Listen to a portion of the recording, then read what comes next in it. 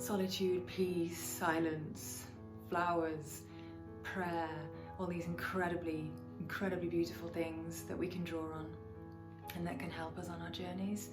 And it was very beautiful, all the externals of it, and the chime of the bells ringing, and really so much silence. I had a forest to myself every day for free, walking, and the sisters living in community was just one huge family. It's not like having one flatmate, you know, you've got 22. So you can imagine there were some days where we were all a bit like, That's completely normal human dynamics, and it's part of the journey. In fact, I learned that, you know, being fully human and fully in all the mess was also as vital as not being. The difficulties of the life lay heavily on the internal journey. There are things inside us that we're perhaps not aware of and perhaps don't want to be aware of. And these multiple layers, and it was basically, my novice mistress said, it's as if we peel back the onion right to its core, and what God is doing is stripping away your conditioning. It literally is like the ball of wool, and we're insanely tight because of everything we've gone through. And that's okay. It's okay to be tight, it's okay to be frustrated, it's okay to be angry. You haven't got the distractions to say, oh, well, actually I don't feel like dealing with this today. It comes at you like somebody is slapping you in the face, and it can feel very frightening and very scary, but it's coming from the most loving place, because all that it is the Lord saying, I need you to be clean for me.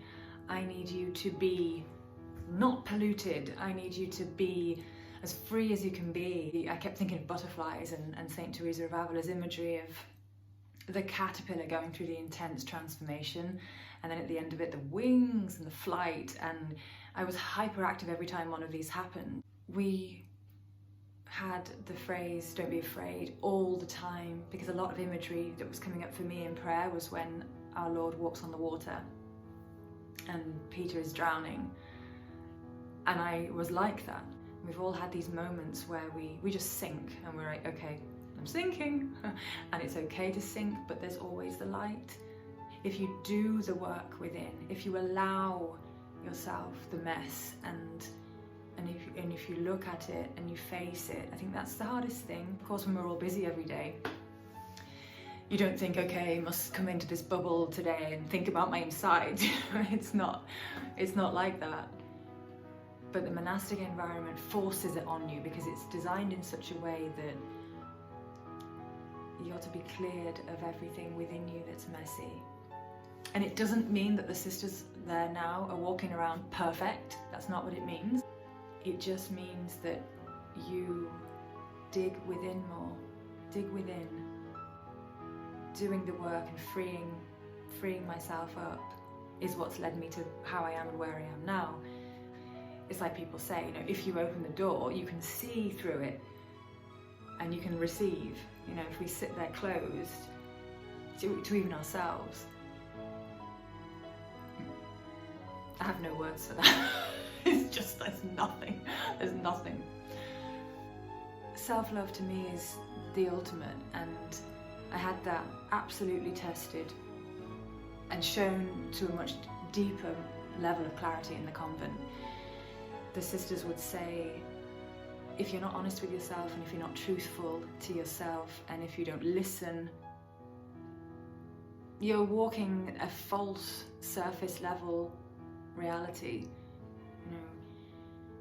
And that's fine. Some people are fine with that. But for me, when I know that for myself I do that, I think, come on, you know, this is ridiculous. This isn't where you should be. This isn't what you should be thinking. This isn't really your emotional state. Try to be integral. Try to align how you feel inside with your situations outside. Leave situations that you don't like. Pursue things that you absolutely love. Try to make yourself like a rainbow, you know, and be in that bubble, because that's how it feels. It feels very much like if you honor your inside, God sits there that little bit brighter, and it's luminous, and you can physically feel you're carrying a greater light. That's what it's about. It's about being a light, and when Jesus talks about shining for the benefit of others, the ripple effect of that is colossal.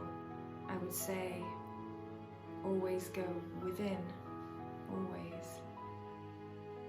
Not be afraid of what's there, face things, have courage, and everybody says don't give up, and sometimes we think, well, it's too hard, I want to, but really don't give up, really. Lie down and then get up.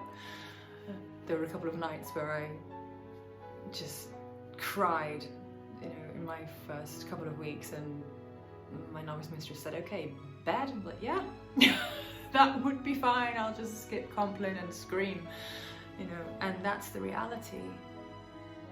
Nature is the best medicine. Like I was saying before, I was in this forest every lunchtime. I would just walk around, sometimes for 45 minutes, sometimes for an hour, and just to free the mind and to give yourself fresh air, clarity,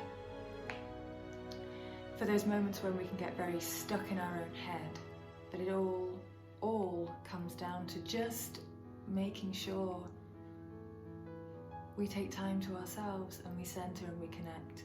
Patience, I'll throw that one in, because I hated hearing that word every day.